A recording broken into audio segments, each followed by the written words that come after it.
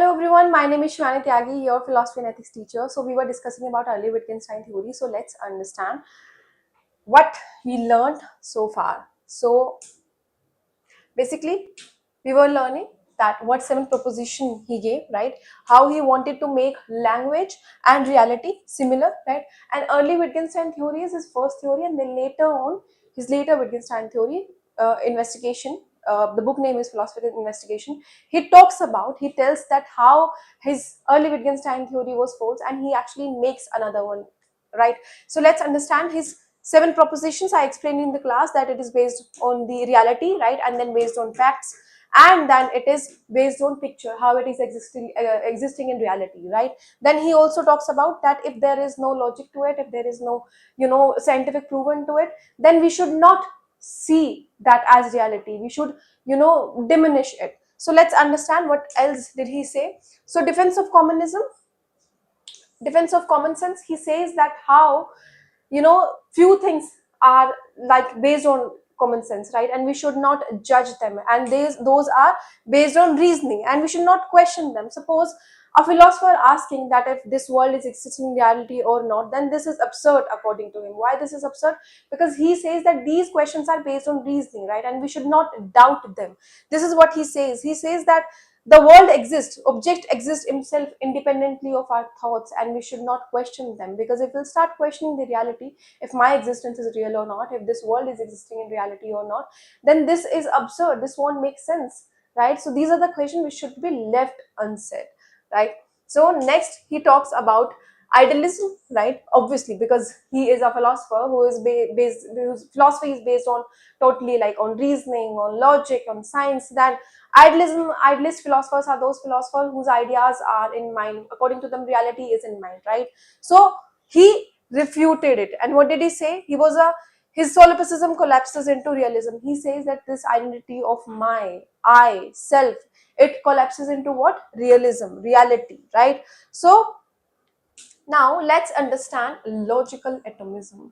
So he says that, like I explained you, the second proposition of his, that logic is based on atomism, on atoms. Like now there is like science which can break atoms further, but before atoms were like the smallest tiny particles which cannot be broken further, right? So he says that logic is something which is based on atoms, right? Like they can be broken down, like they are the smallest tiny particles, right? On the same way language is right. So he explains us that complex facts, these are the complex facts which are made from simple facts. So simple facts are something which cannot be broken further. So for example, cat on mat, right? So this is the like smallest sentence, and it can be like proven, right? So this is based on what? Logic. How it is based on logic? That you can like move in that room, and then you can see the mat is there, and then on that mat cat is present, right? So this could be proved by logic, right, by facts. So this is what he talks about, that examples like this tells us that they are precise, they are true, they are logical, and then they are factual, then we should accept them.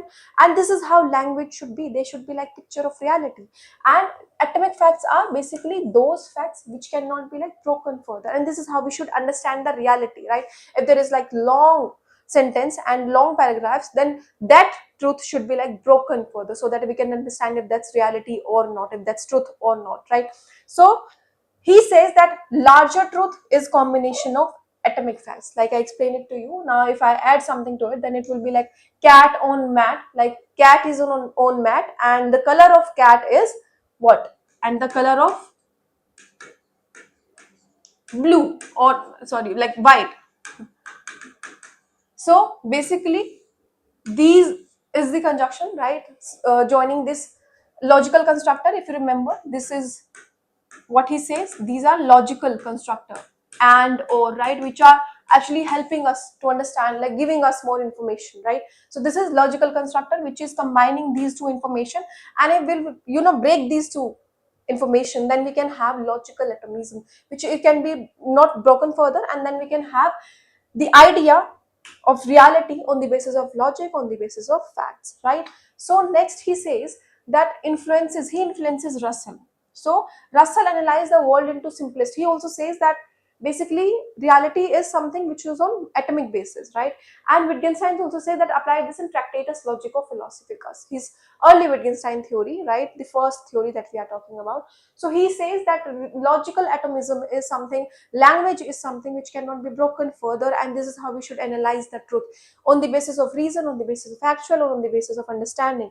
And if you cannot broke that language further and you have all these three factors, then you can, that is actually matching with reality, that picture of reality, then you can say that particular thing is right, otherwise that should be removed, that language should be removed, otherwise all the questions which are not making sense to it, they should be removed, right? And they should not be asked.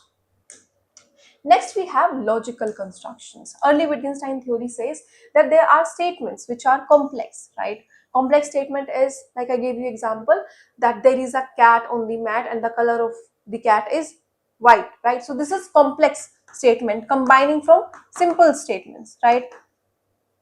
There are two statements or multiple statements of simple statement, that is the combination of complex statements. So these are built from atomic facts, right? Like explain it to you, cat is on the mat, that's atomic fact, right? It cannot be broken further, and it's based on logic, you can prove it, and that's the picture of reality, right? So according to Wittgenstein, it is the truth, it is the reality, right? And it combines simple individual facts, that is atomic facts, into complex propositions, right? So the book is on the table, this is one proposition, one simple fact, right? Then the book is red, this is another, right? Another simple fact. And then the book on the table sit red, or the book or blue. So basically we are combining these two sentences together, it will be the book on the table is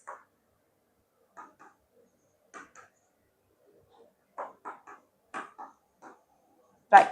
So you can combine it that there is a book on the table and the color of the book is red. So these are like combination of two sentences, right? First you know that there is book on the table, right? And the other thing you know is that the color of the book is red. So these two information you have, and these together are making what? Complex statements, right? You are actually gathering the information, and this is how he says that this is how logic should be, this is how language should be, on the basis of logic, on the basis of factual things, and on the basis of how actually we are thinking the reality. It should be like picture of reality, right? Then he says, what is the role of logic? So he says that logic shows a relationship between facts and does not create new facts.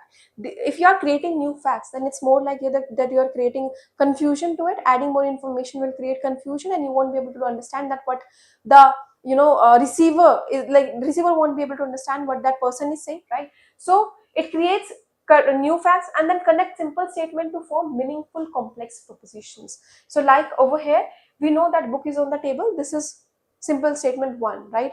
There is a book to it and I can see it, there is a logic present to it, this is based on facts, right?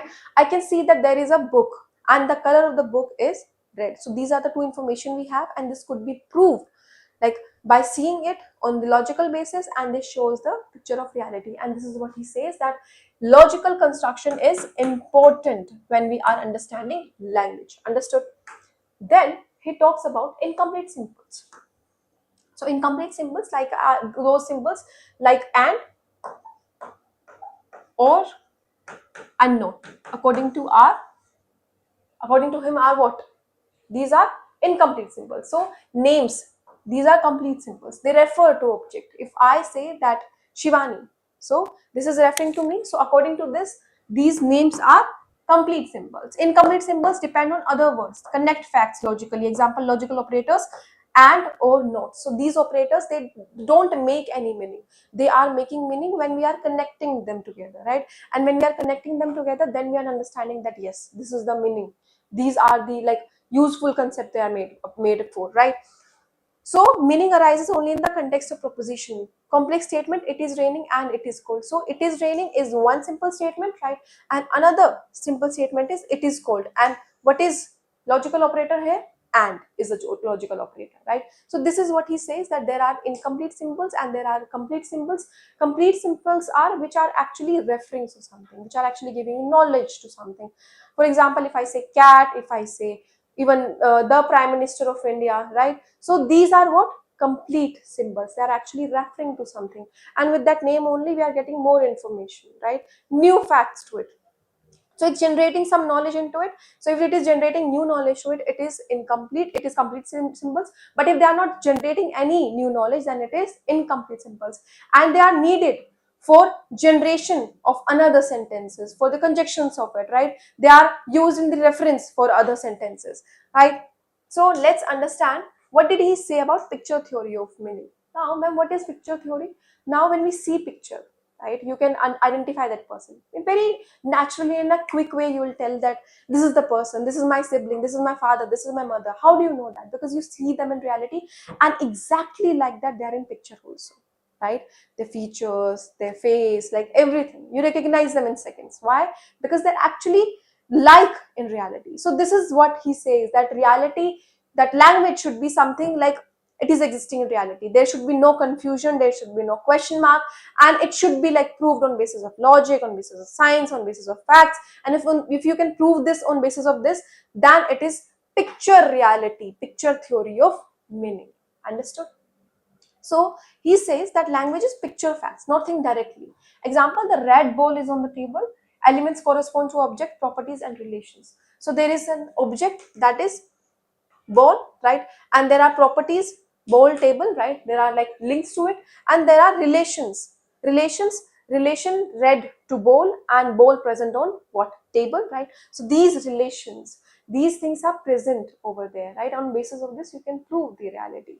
So meaning comes from correspondence. Meaning arises when a sentence maps to reality. If it is actually existing in reality, if you can prove it, if you can see it, if you can think about it, and you reach that room and you can see that actually those objects are present over there, and then you prove to it, right? So then it becomes factual, right? Logical. Then he talks about nonsensical, kernelless, grainless ideas need furiously. Does this sentence making sense to you? No. So all those sentences which cannot be proved, right? A sentence like if this world is existing or not. Sentences like if I am existing or not are nonsensical according to Wittgenstein. So if you cannot prove few things, then you should not ask them. This is what he says, and he calls them what? Nonsensical, right? Then he says implication for ethics and metaphysics. He says that ethics, aesthetics, religion, metaphysics, these cannot be pictured. Emotions cannot be pictured, right? These things can be only shown, right? If we are seeing these things, then we are verifying it. Otherwise there is no way we can like see them, right? Justice, law, and your emotions, so all of these things are what? These are non-provable according to Wittgenstein. So such statements are unsayable but can be shown. They are not, they are like they can be only shown. If you can only express your emotion, you can only express the way you feel, you can express your pain, you can express your moral values, you can express the beauty, you can express only God, but can you prove it? No, right? So he says that you can only show them, right? So let's understand what he meant by saying versus showing. So saying is which is expressible in words. That if you are saying it, you are understanding it. But if you are not expressing, it, then that's saying, right? But if you are expressing it by showing it to them, right? That this is how I feel for you by doing some actions. That is what? Showing, right? Now, if I'll say that I feel good for you and I'm happy for you, right? Will that person, if that person is like, no, that this person holds very like jealousy towards me, and if you're saying to that person, no, I'm happy for you, I'm not jealous of you, will that person listen to you? No, because he made that assumption, right? So these emotions, metaphysics and metaethics and these aesthetics things, basically these are emotions which can be only shown. So this is what he says, that saying and are which can be understood by words, right? Proposition that can be clearly stated and verified. Mostly facts, science, logic, and empirical knowledge. Empirical knowledge which can be seen and verified. On basis of this we understand that yes, that particular thing is existing to us, right? So all these things are saying to us by words, by language, by sentences we are expressing, right? So basically showing is which cannot be written, which cannot be expressed by words, right? So aspect of reality that cannot be fully expressed in words. Your emotions, can you express your emotions? No, that's impossible to express your emotions, right? So Let's understand what he says about language further. So he says that language describe facts. Like I say that cat is on the mat, how you can prove it? By going into that room and seeing it yourself, that if it is existing on that mat or not, and if the color is white or not, right? So this is based on facts, useful, stating observable situations, meaningful proposition, that is picture reality. Like I explained it to you, if it is exactly, if those words are exactly like it's existing in reality, then that's true to him, then that's more logical to him, that's more accepted to him. But if they are not true, if they are not how they are appearing in reality, then it is what, those are false according to him, right? Language cannot describe everything. As I said, ethics, murder is wrong, right? There are certain things, and definition of good can vary from me to you, right? So these are things which can be only shown, right? And if you are not able to show them, then it should be expressed in words, and if you are not able to express in words and you cannot even show them, then they are not existing, like concept of god, right? Then aesthetic, this painting is beautiful, experience is there, there is no fact to it, right? You are expressing your emotions. Now can you express your emotions? Those emotions can vary from person to person, right?